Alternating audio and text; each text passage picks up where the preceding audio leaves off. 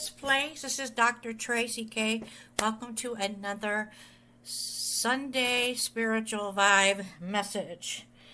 And if you do me a favor, I would love to see you guys like and subscribe to our channel. Let me tell you, we really welcome you, and you're so valued.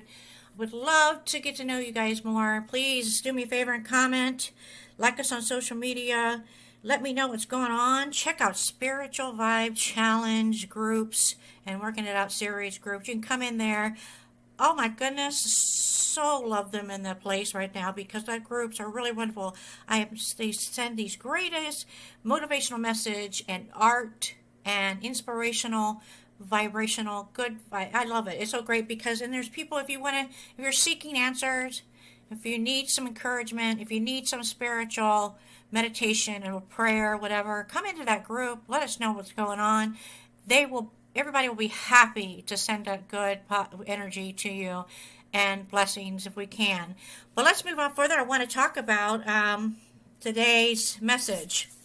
And today's message is about letting it go. And what I mean by that is if you're going to fulfill your destiny, you have to learn to turn the other cheek, so to speak, like letting it go and turning the other cheek. Because it's how you handle the hurts and offenses will determine if you'll move forward in the good things that the higher power has in store for you. Just like we dealt with on last Sunday, on a Sunday with the big deal about the Oscars, and very impressed how Mr. Rock, Chris Rock, handled that. He turned the other cheek, he let it go. And just like the situation when it comes to anybody that makes comments against you or just basically gives you insults or anything, you need to learn how to let it go. And so this one is a great message because it's all about that. And it's much more freeing when you learn to let things go and don't interact or don't change, don't try to antagonize. It wasn't fair, maybe. That's okay, because the higher power will be your vindicator, which shows big on this when it comes to the situation. You need to take care of you. It's not your job to pay people back. And just like the situation, leave it to the higher power, leave it to the authority. That way, let that higher power be the vindicator. So they hurt you, they hit you, they hurt your feelings, they insulted you. Don't let them continue to hurt you. And what I mean by that is, holding on to this is not a good thing for you because you need to move forward. So when it comes to letting go, I just want to say that it is great to be here. I hope you all stay connected with me during this week and through my daily posts and keep you encouraged and inspired. So, there's a lot of situations when it comes to things that happen to us, and when we're dealing with people that have hurt us, whether it's verbally, physically, financially, and or just personally in regards to this. And it is part of life, we always deal with certain types of things. Maybe it's not fair. Maybe somebody's just understand that it's not your fault. It's something inside them. And when it happens, it's not hard to let go. In fact, it can linger on and it can really cause a lot of situations. And it can be easy to hold on to the hurt and think about what they did and what they said and relive the offense. We get up in the first morning, what do we hear about the first thing? You might when it comes to mind. We don't realize how much that's affecting us. It's souring our attitudes, draining our energy. And so when I say this, it limiting your creativity. So just like in the situation of this, you stand firm, you stand strong, and you know that if you're going to be able to fulfill your destiny, you have to get good at letting things go. So, just like with the good book says, it's actually been stated that offenses will come. I read this before in some scriptures and even in some wise type of ancient messages that have been given from a lot of spiritual leaders. And they say that, insults will come. And if you're a good person, if you're nice, and nobody will do you wrong. Disappointments will come, betrayals, things that are not fair will come. How do you deal with these offenses? How do you handle the hurts? Will determine whether you move forward and see the new things that the higher power has in store. Whether you get stuck, bitter over it, what didn't work out. It's said if you don't heal from emotional wounds, or you will bleed on people, and that had nothing to do with that. Many people living wounded over how they were raised, how they are treated by your business partners, that done things wrong to, instead of letting go, they want to repay it. They replay it over in their mind and replay it over in your heart, as we can see in this situation. And they wonder why they don't have good relationships. And it's because they haven't healed. So when something happens and you get stuck in their path, these people, they're living out of a wounded place. And somehow it's ordained, maybe actually it's manifested and you don't realize it because you actually manifested this experience, that somebody, the higher universe of God power will bring somebody in person, somebody great, and because they're so insecure and you feel so vulnerable, and they can be this new person is going to be coming at you, because it has to keep them fixed. So you go overboard to make sure that they know how great they are. But the problem is that that's not sustainable. That's very rare if you get that. And until you get well in those areas, until you let go of what didn't work out, not carry the hurt, the wound, is going to hinder you wherever you go. So something like that, and everybody goes through where it's been abuse growing up, or insults, or put downs, or abandonment. You're tending to still be wounded over that position. Something that is big humiliating thing, like something that happened like that, when it's a stage and everybody's present. And so what's the best thing to do? You don't respond. You stand firm and turn the other cheek. You have to turn the other cheek and let it go, because over that position you go and get defensive, maybe, or on edge, and it becomes not friendly. You want to be treated in a way of your respective value, but sometimes it could be much more freeing to understand that it's only an influence or a message, or maybe a push in a way to actually finally it be revealed, and you need to finally, that's the only way you're going to get healed. Maybe if somebody's presenting that to you in a way that you're walking that path, like in this situation, they both are connected in a comedian type way, and so that's messages through that person to work on that, to help with that, to take it in and understand that this is not who you are. This is what you're not supposed to be, even though it's been presented to you in a way that is not as pleasing as you would like.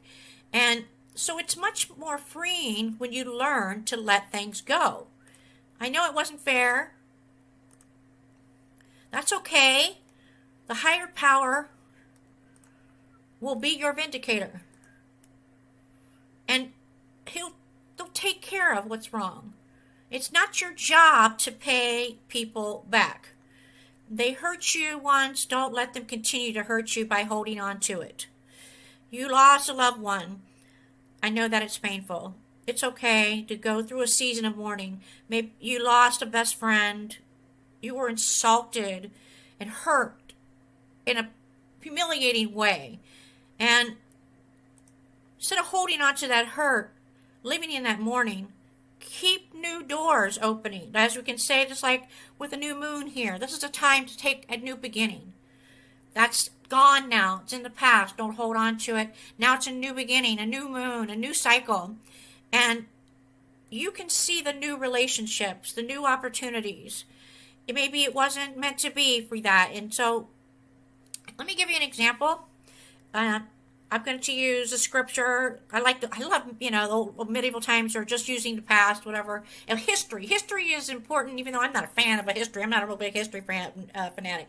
But I'm all about I'm a big fan of like the Star Traci and the future and the whole of this whatever. So, in the scripture, it talks about that Peter, it's funny because Peter was known to be offensive. Did you know that? He was the one that cursed out a young lady when Jesus was arrested in the scripture. And he cut off a soldier's ear defending. Yeah, he cut off a soldier's ear defending him. So when you look at that, if you want to, you should forgive in that aspect because the vindicator can do double more than that. You'll see it. Let that higher power or that authority take care of that hurt. Don't let it seep into you because you've come a long way. And so, like, for example, Peter did nothing but use where, if you forgive somebody in a way that, like this part, Jesus is showing us principle. He forgave him, but yet, and you saw that it turned to where it actually was a benefit to him to live in a continual process of forgiveness. So that's what this is all about. So like you were abused in child, you were sexually abused, you were abandoned, you can't get that good job, you have a terrible job, your boss is mean to you, your family's not very supportive, they're not very kind, they're not very uplifting. So in the continuum of that, don't let it dwell on you. Get it out, whatever you got to do to let it go somewhere. If you have to punch a pillow or scream and yell or in your own personal space, do some exercise, do whatever you got to do to let it go. Do some meditation, check out the Sunday Vibe messages every week. That'll help you, right? So good. So you got to work. It's a practice. Being able to continually to use the process of forgiveness, not something you do once in a while, okay? Which is our typical thing. It's like every great while we might forgive. We always just kind of dwell on things, don't we? So good, right? Can I get a claim it on that one? Heart, yes. So you got to bet on daily basis of forgiveness. Should be a part of your life. So, like as in this situation, he was setting a system in place so that he wouldn't hold on to hurts and offenses and disappointments. He knew that practically every day we would have these opportunities, a new beginning. The quicker you let things go, the easier it is. For example, not in a meditation, but not in a chant, but I'm gonna, since it is a Sunday, I like to use the spiritual scripture. Everybody knows the Lord's Prayer, right? Lord's Prayer, Jesus told us to pray, right? It's in the Lord. It's not, the Lord's Prayer. So, even that prayer, just think about what I was raised Catholic, and then transport to Lutheran, which is a lighter edge of Catholic. So, every day you practice that Lord's Prayer. And the Lord's Prayer, if you think about it, it says to give this day our daily bread and forgive us of our trespasses as we forgive others who trespass against us. So he was saying every day we should be ready to forgive. It doesn't have to be a big thing.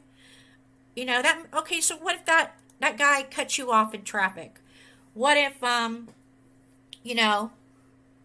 someone takes the credit for your work? Somebody assaults you in public.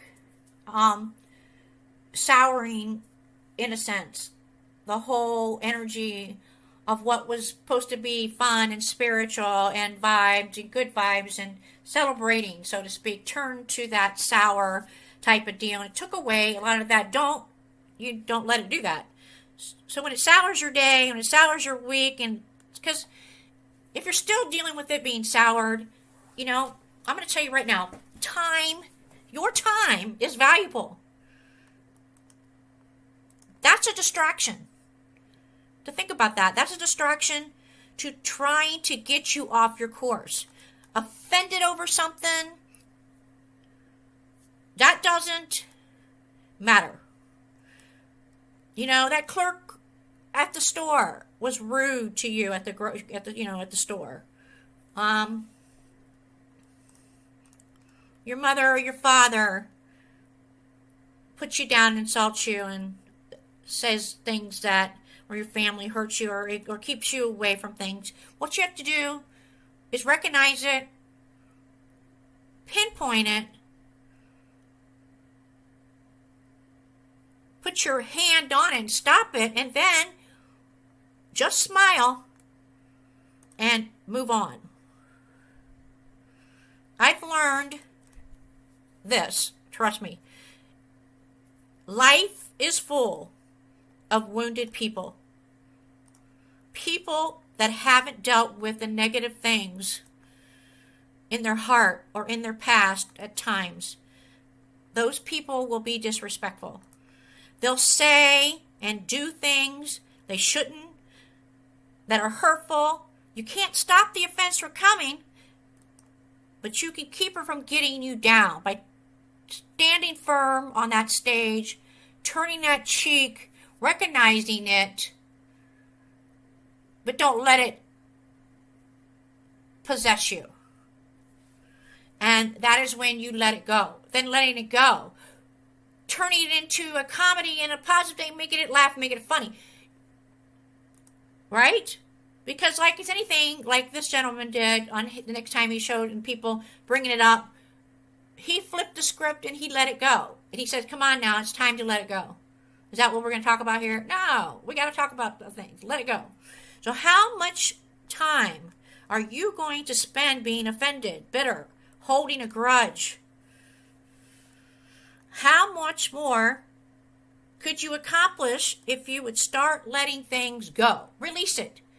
Don't let it be in your personal space, in your aura. Take and rub your hands together, shake them off. Find your root chakra, which is the base of your groin. Take your hands in a prayer mantra. Pinpoint it down to your root and solar chakra. Trace it up through the chakra meridians to your solar plexus, to your throat chakra, to your heart chakra, to your throat chakra. Wrap it around that chin where that mouth is and put that key in there. Lock it up and throw it away. That is about letting it go. Keep your peace. Claim your peace. Claim it. Because how much better relationships would have if you would get emotionally healthy, right? This is so good, right? Emotionally healthy. If you would let it go.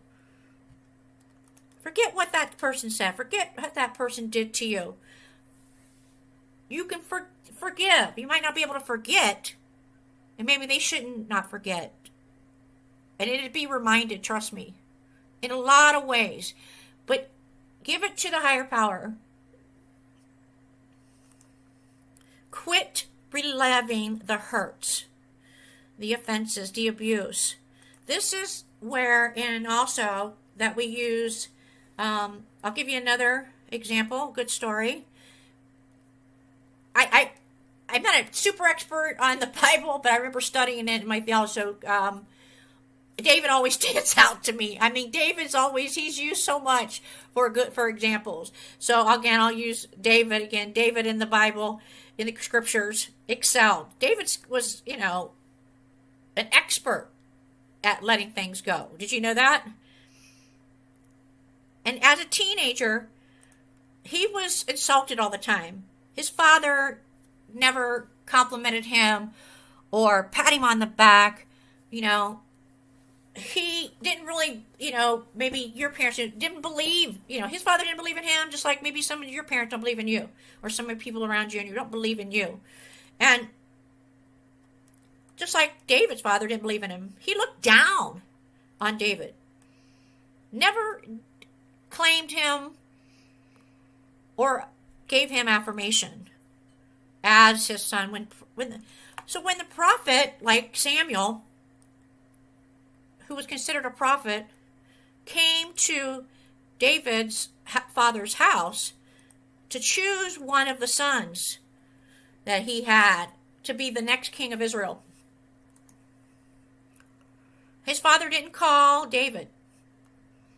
Just like maybe your parents don't call upon you or stuff like that. And so when Samuel came as a prophet to pick one of his sons, he did not even consider David. And because David, he took care of the shepherd's fields. He thought, well, David's a pain in the butt, He's always been a pain in the butt. Number one, he's small.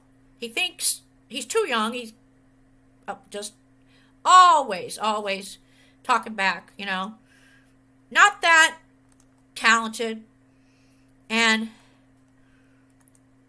he didn't even give him a chance. It was only after this prophet, Samuel, didn't choose one of the other sons that David was called in. And so he didn't choose. This prophet Samuel did not Here he goes, right here. But where's, who cares about David? David is a nobody. He's invisible.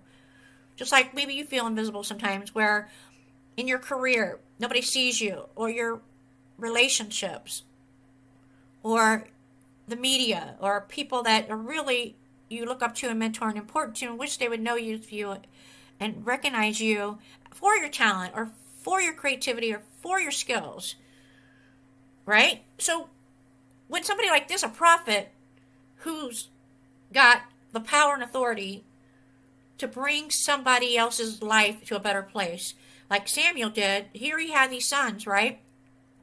And he just didn't see anything in these sons. And so David was called in. And, David, he,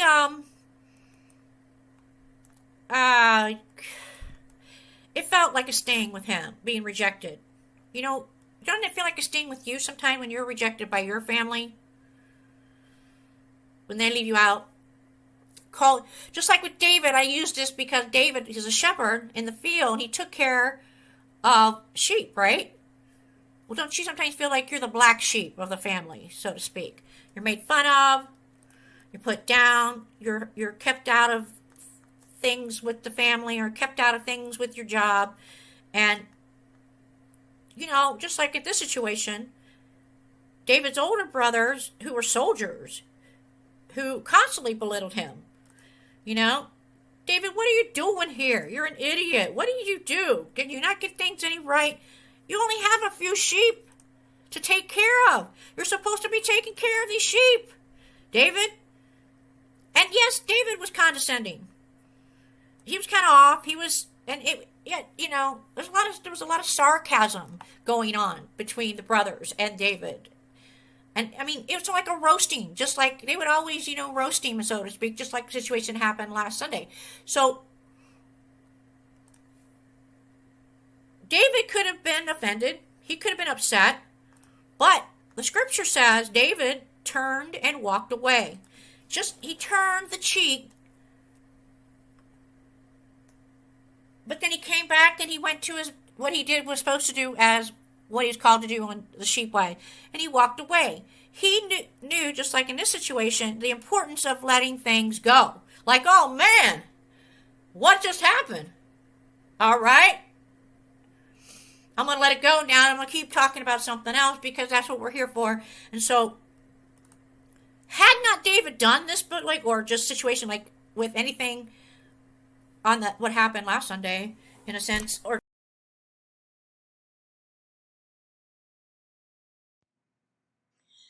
hi, this is Dr. Tracy K. I hope you enjoyed that amazing spiritual vibe message. I want to offer you a great devotional type of workbook that you can continue to ask the higher power. And this is an amazing, wonderful workbook that's called Affirmative Prayers. Being able to, you know, just reach up and taking your wishes to a higher level. You can, with an in kind donation, you can get that workbook right now. If you don't understand what I'm doing, how to do that, it's being able to take and learn how to take your using an affirmation of affirmative prayer where you can definitely reach the higher power, connecting to that higher power. And how you do that is how you explain it to you is where you're basically it's being precise, it's taking that wish and it's breaking it to a hard process to work for you and giving it what you want. And what it means is that how I give you a basic understanding of that is showing you an actual um, basically using certain forms of prayer where you use a petition and how you basically communicate so that it connects.